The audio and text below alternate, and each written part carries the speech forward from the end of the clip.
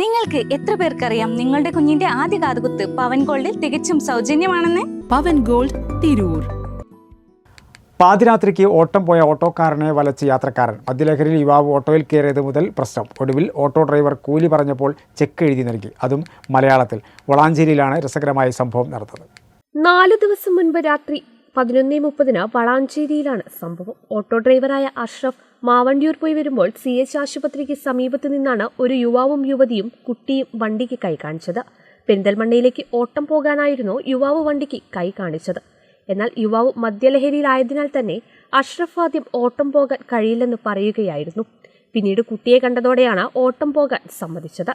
നടക്ക ഹോസ്പിറ്റലിൽ കഴിഞ്ഞ പാടി സാറ് അവൻ്റെ CH എത്തുന്നതിനപ്പുറത്തേക്ക് ഒരു ചെങ്ങായും ഒരു പെണ്ണും കുട്ടിയും കൂടി നടന്നു വരുന്നുണ്ട്.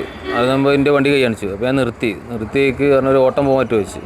അപ്പോൾ എവിടേക്കാന്ന് ഞാൻ ചോദിച്ചിട്ടില്ല. അതിക്ക് ഞാൻ പറഞ്ഞു ഇയാൾ കുറച്ച് വെള്ളം അടിച്ചത് കാരണം പറ്റില്ല എന്ന് പറഞ്ഞു. നല്ല വെള്ളത്തിലായിരുന്നു.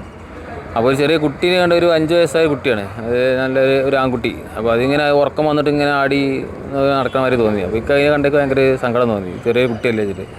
അപ്പോൾ ഞാൻ ചോദിച്ചു എടുക്കാൻ പോകേണ്ടത് വെച്ച്. അപ്പോൾ പെരുന്തൽമണ്ണക്കാന്ന് പറഞ്ഞു. എന്നാൽ ആയിക്കോട്ടെ കയറി എന്ന് പറഞ്ഞു. കുളമംഗലത്തെത്തിയപ്പോൾ ഭക്ഷണം കഴിക്കാൻ നിർത്താൻ യാത്രക്കാരൻ ആവശ്യപ്പെട്ടു.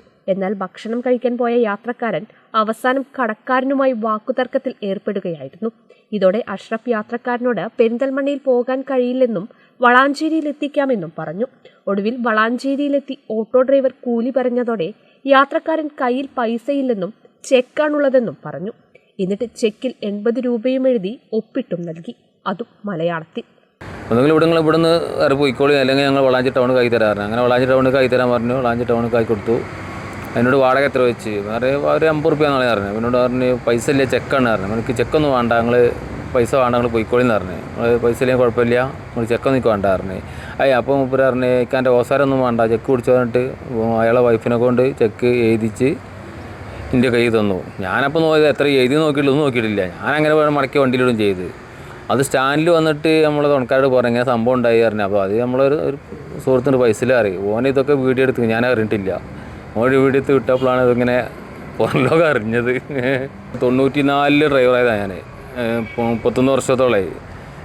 കുറേ ആൾക്കാർ പൈസ തരാതെ മുങ്ങിയിട്ടൊക്കെ ഉണ്ടെന്നല്ല, ചെക്കാർ നിന്നിട്ടില്ല. ചില ആൾക്കാർ വണ്ടി വിളിച്ച് പോയിരുന്നാറ് ഇപ്പോൾ തരാം, ഒരു മിനിറ്റ് ഇവിടെ നിൽക്കിയിട്ട് നടന്നിട്ട് അവിടെ പോകും. എന്നിട്ട് അരമണിക്കൂർ 2 മണിക്കൂർ 2-3 മണിക്കൂറൊക്കെ നമ്മൾ കാത്തുന്നുണ്ട്.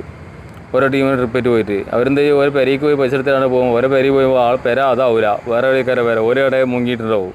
അങ്ങനെ ഒരുപാട് അനുഭവം ഉണ്ടായിട്ടുണ്ട്. പക്ഷേ ഇങ്ങനത്തെ ഒരു സംഭവം ആദ്യമായിട്ട് വരുന്നത്. ഓട്ടോ കൂലി നൽകി പലതവണ യാത്രക്കാർ കബളിപ്പിച്ചിട്ടുണ്ടെങ്കിലും ഇത്തരത്തിലൊരു അനുഭവം ഇത് ആദ്യമാണെന്നാണ് അഷ്റഫ് പറയുന്നത്. ഏതായാലും മറക്കാനാവാത്ത രസകരമായ യാത്രയുടെ ഓർമ്മയ്ക്കായി അഷ്റഫ് ആ ചെക്ക് സൂക്ഷിച്ചിട്ടുണ്ട്.